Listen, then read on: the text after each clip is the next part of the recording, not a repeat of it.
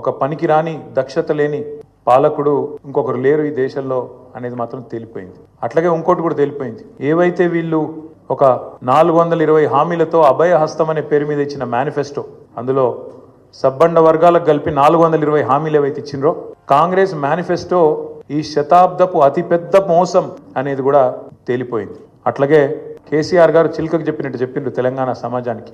ఢిల్లీ పార్టీలను నమ్మితే 60 ఏళ్లు గోసపడ్డం, మళ్ళా మోసపోతే ఢిల్లీ పార్టీల చేతుల్లా మళ్ళా గోసపడతాం, మళ్ళా ఆగమైతాం అని చిలకకు చెప్పినట్టు 100 సభలు మాట్లాడితే ప్రతి సభలో తెలంగాణ సమాజానికి ఒక అన్నగా, ఒక సోదరుడిగా, ఒక తండ్రిగా వారు చెప్పడం జరిగింది. ఆనాడు ఎన్నికల నాడు కేసీఆర్ గారు చెప్పిన ప్రతి మాట, ఢిల్లీ పార్టీలను నమ్మితే ఆగమైతే తెలంగాణ అని చెప్పిన మాట అక్షర సత్యం అని చెప్పి ఇవాళ రుజువు అయింది.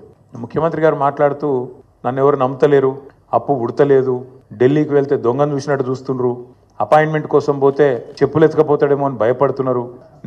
నాకు తెలిసి అయితే నాకు దగ్గర 48-49 ఏళ్ళు ఉన్నాయి. నేను కూడా రాజకీయాలను ఒక 35 ఏళ్ళకి వెళ్ళి చిన్నప్పటి నుంచి పేపర్లు చదివే అలవాటు ఉంది, టీవీ చూసే అలవాటు ఉంది, రాజకీయ కుటుంబంలో పుట్టిన కాబట్టి దగ్గర నేను కూడా ఒక 10-15 మంది ముఖ్యమంత్రులు వాళ్ళ నడవడిక, వాళ్ళ మాట తీరువన్నీ చూసినాను. మాకు పక్కన చాలా మంది విశేషమైన అనుభవం కలిగిన వాళ్ళు ఉన్నారు. కానీ బహుశా ఇంత దివాలా కోరు మాటలు మాత్రం బహుశా ఈ దేశ చరిత్రలనే ఏ రాజకీయ నాయకుడు కూడా మాట్లాడలేదు. ముఖ్యమంత్రి కాదు, ఏ రాజకీయ నాయకుడు కూడా మాట్లాడలేదు. ఒక్క మాటలో చెప్పాలంటే రేవంత్ రెడ్డి గారు నిన్న నాకు పరిపాలన చేత కాదు అని కాడి పడేసిండని చెప్పక తప్పదు.